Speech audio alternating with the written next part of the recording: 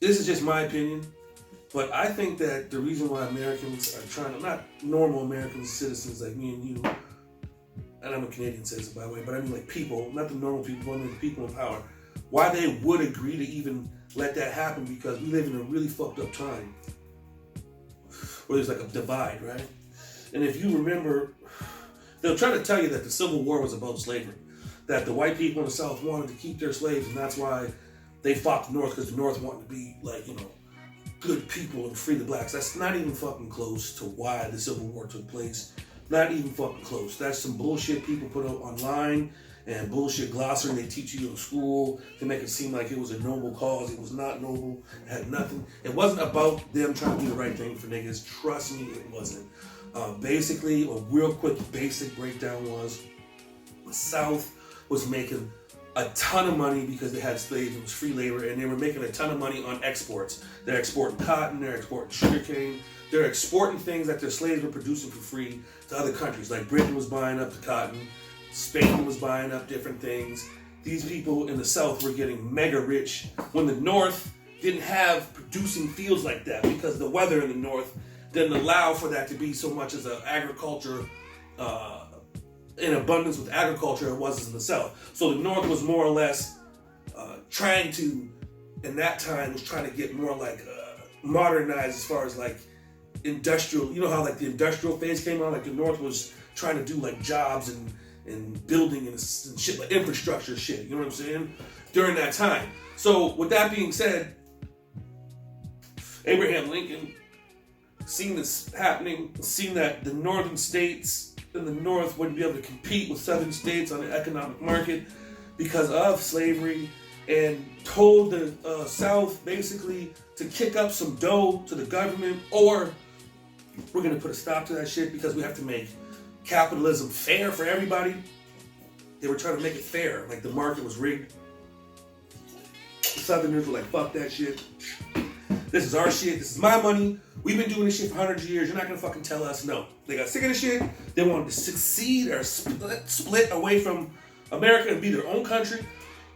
They even had their own president at one point in time. There was a Confederate president and everything.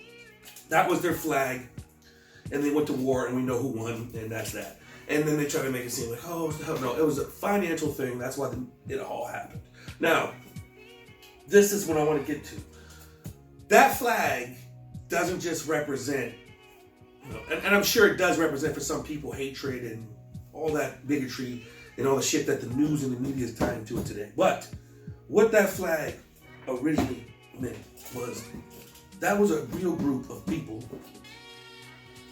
who were sick and tired of their government trying to do shit to them and force them to do something. And that was the last group of people in American history that stood up to their government and fought for what they believed in. Whether what they believed in was right or wrong, to you or me, it was something that they believed in enough to pick up a fucking gun and fight their own government and try for their country. The same way they fought the British and the American Revolution to become America. There was a group of people sick and tired of that shit, of British people living in the Americas that stood up, picked up arms, and fought and won. And that's what these people in the South did. And that flag should be a symbol of, if you're sick and tired of shit, to stand up for what you fucking believe in, whether right or wrong. You know what I'm saying? And I don't think that we should be making them take it down. And I think that the reason why they're making people take it down is because they don't want you to know that. They want you to think that it's supposed to be what it is, sort of, with the bigotry and all the racism and stuff behind it. But they really don't want people to see it for a symbol of rebellion. Period. And I can respect that 100%.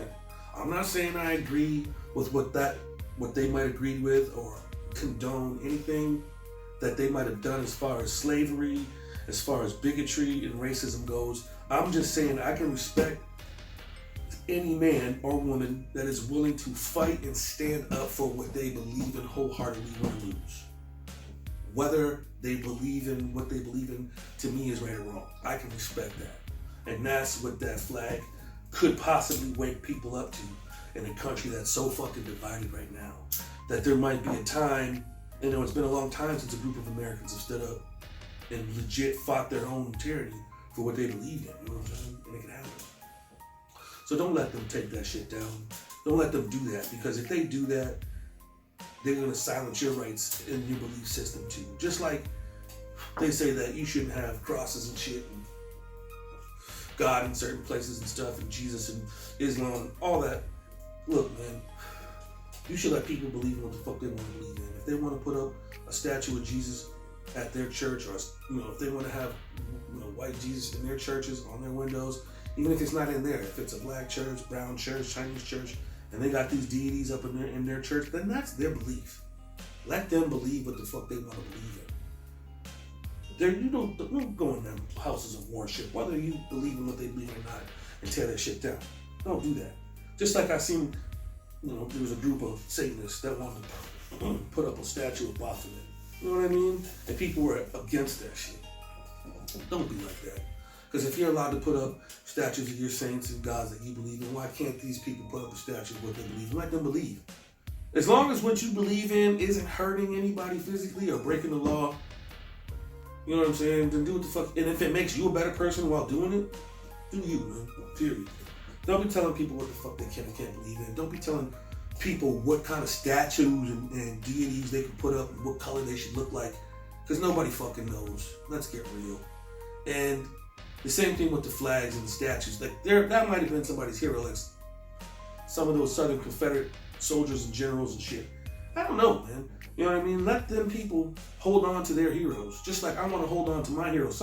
There's a lot of people out there that would consider Malcolm X, would consider Minister Louis Farrakhan, would consider the Honorable Elijah Muhammad, that would consider Noble Drew Ali actual racist, actual terrorists, or deem them as negative people to other people out there, other demographic people might look at them like that. You know what I'm saying? And really believe that. But I don't. And I believe those are my heroes. Some of my heroes. And I would hate for somebody to come along in a position of power and tell me I can't, put them on a pedestal or believe in their belief system because of what? Because I'm offended. You know what I mean? Because it's offensive to some other motherfucking people out there. You know what I mean? Fuck off, man.